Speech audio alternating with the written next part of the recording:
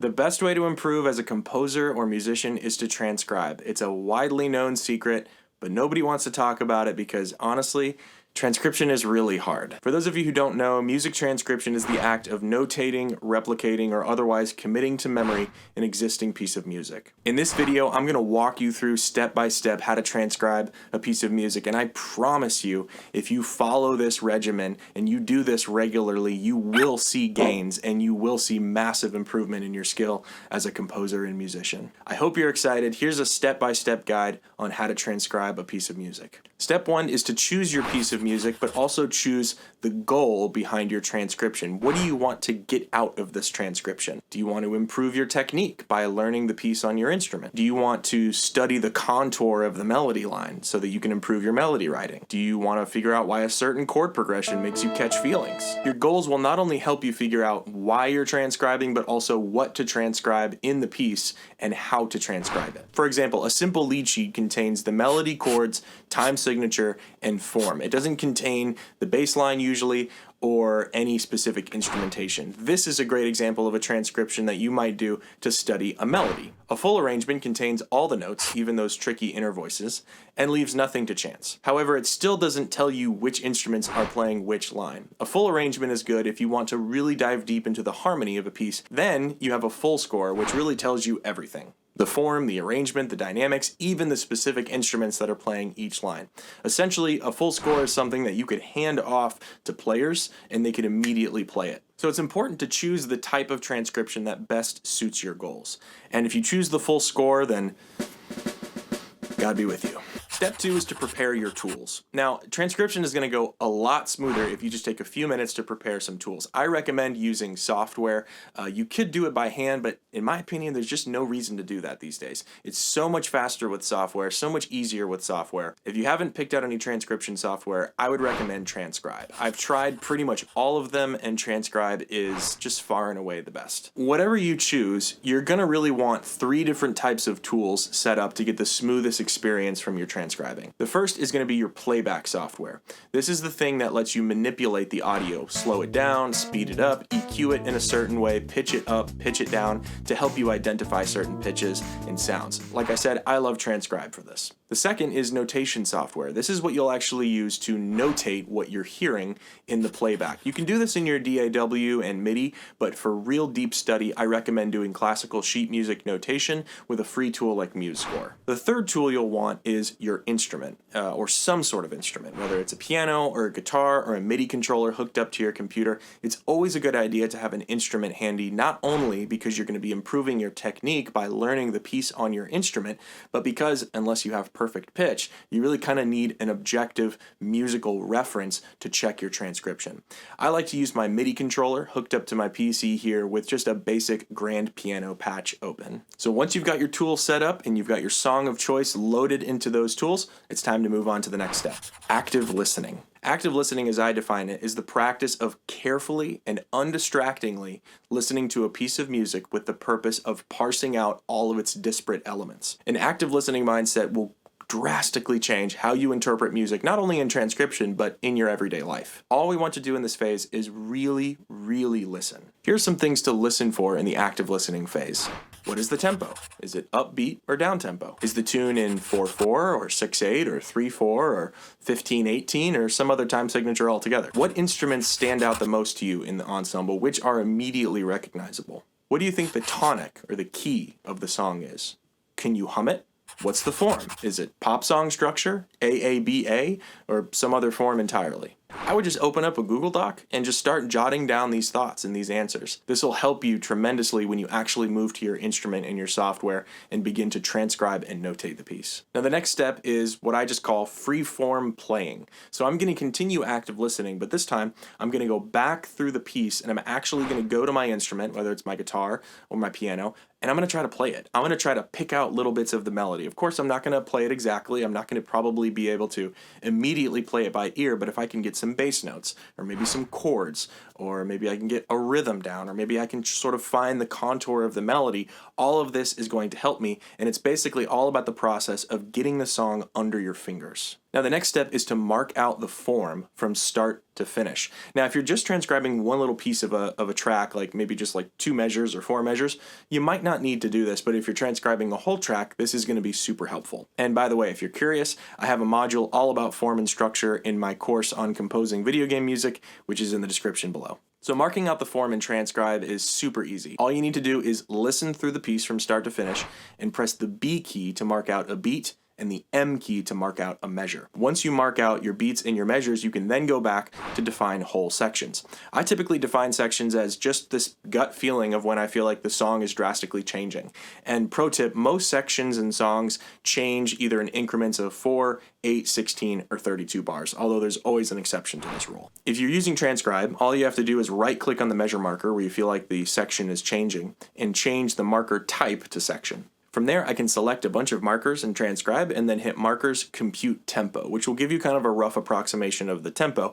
And although you are doing it and clicking it by hand, it's probably not going to be metronomic and exact. It's close enough for our purposes. The next step is to identify and sing the most prominent element of the track, which is usually, but not always, the melody. Let me just say this real quick. In musical transcription, your voice is by far your most powerful asset. Once you can hum or sing a line by memory, you can transcribe it. You don't need to have an amazing voice. You just need to be able to audiate. This is ground zero of transcription. So what I would do is try to memorize the melody line or the most prominent element on a section by section basis. You can go measure by measure, but I wouldn't recommend that because it's a lot of back and forth between playing back the song, notating, playing back the song, notating. So I recommend trying your best to memorize the line across a whole section. The only exception to this would be really shreddy passages where there's like 30-second notes and they're all playing super fast, then yeah, you might need to go bar by bar.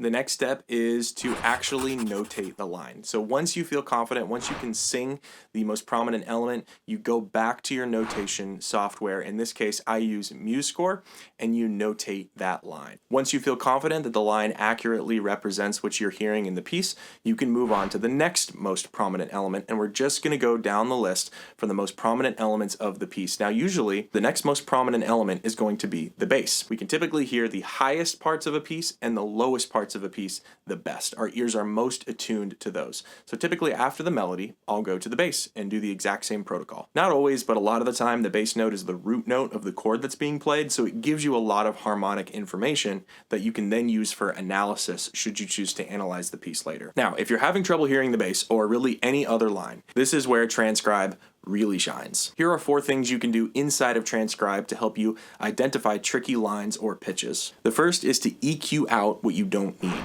In Transcribe, make sure to select the EQ button in the toolbar. Then click Window, Audio Effects, and Controls. In the Effects menu, select the EQ tab. In the Preset menu, you can double-click Bass Select. This will automatically carve away all the unnecessary frequencies and highlight only the bass. You can do this with any other thing as well. The next thing you can do to help you identify pitches is to transcribe the song up or down an octave. In Transcribe, you go back to your effects window and then select the Tuning tab and just drag the octave slider up to +1 or even +2. If you're still having trouble, you can click the shortcuts in the Transcribe toolbar to slow the song down even more. And the next thing you can do, which is a huge time saver, is to set up loop points. It can get super annoying to like pause and scrub back and replay a section over and over and over, especially when you're trying to get into a flow state, so loop points completely alleviate this issue. In Transcribe, click and drag while holding Alt to create a selection that snaps to your marker points. From here, you can press Control left bracket or right bracket to move the selection along your markers.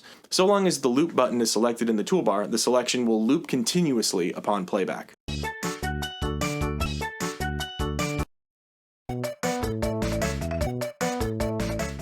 And the last step is really just to repeat this whole process for every other element that you want to transcribe. So really at this point, you have a framework for transcription and you can go as deep and granular as you want looking at individual instruments, or you can just keep it high level and do the melody and maybe the harmony and the chords. But I've transcribed a lot and I've picked up some tips along the way as well as made a lot of mistakes. So before you dive into your first transcription, heed my advice here. First off, you do not need to transcribe the whole piece.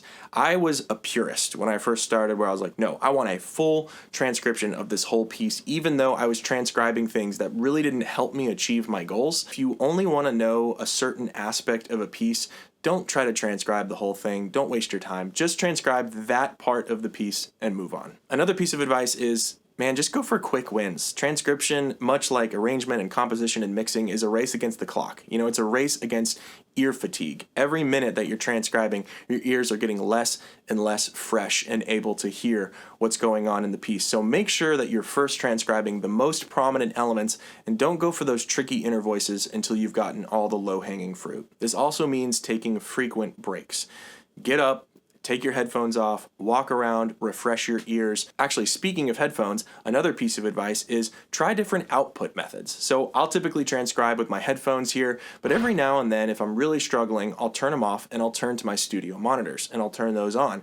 And the reason is because sometimes the frequency response of the headphones is different than the monitors, and the way that the sound waves are bouncing off my room and the way that I have the stereo field can help me hear things that maybe I couldn't hear with my headphones and vice versa. Another tip is don't try to analyze the piece while you're transcribing. It'll just slow you down because those are two very different parts of your brain. A good piece of advice I've always heard is don't edit while you write. And I have to continually remind myself of that. So in the transcription process, my goal is to just get everything down on paper. And then in the analysis process, that's when I can go back and study what makes the piece tick. Okay, cool. Now, before I let you go, we need to talk about transcribing chords. Transcribing the inner voices, basically the inner mechanics of what make a chord work, the things inside of the melody and the bass sandwich. This can be some of the trickiest parts of transcription, but I've developed a bit of a framework to help you through that, so let's walk through that now. Once you find out your bass and your melody, the next most important note you can find out in the harmony is the third. Why? Because the third determines the quality of the chord. And when I say quality, I don't mean like this is crappy quality and this is excellent quality. The quality of the chord simply means whether it's major or minor. So if you try a major and it sounds right, then you've effectively eliminated half of your possibilities. There you go. The next strategy is really just what I call the hunt and peck method, and it's exactly what it sounds like. You just basically, if you know the bass note and you know the melody note, you kind of have your thumb on the bass note, maybe your pinky on the melody note, and you're just trying different combinations. You're trying different inversions, different chord types, major seventh, minor seventh, adding the ninth, dropping the third, doing a sus4, a sus2. Knowing a little bit of music theory definitely helps here, but I see it as those moments I'm kind of like, I'm circling it, and with each attempt I'm getting closer and closer until finally I find an approximation of what the chord should sound like. Now sometimes you're not going to find an approximation of what the chord should sound like. I mean, dude, when I go back and I try to transcribe these tracks from like the PS1 era with like this super compressed MIDI audio, sometimes it's so ambiguous. It honestly sounds like, sometimes it sounds like it can be like 2 or 3 chords and I just don't know which one. It's super important in those moments that you just pick one and move on. I have like almost ripped out my hair and rage quit music trying to find the right chord, and it's just not worth it. Find one that sounds as close as you can, spend no more than 10 minutes on trying to figure out the chord, and move on. All right, so once you transcribe the piece, you're ready to analyze it, which is a ton of fun. My favorite part of the whole transcription process.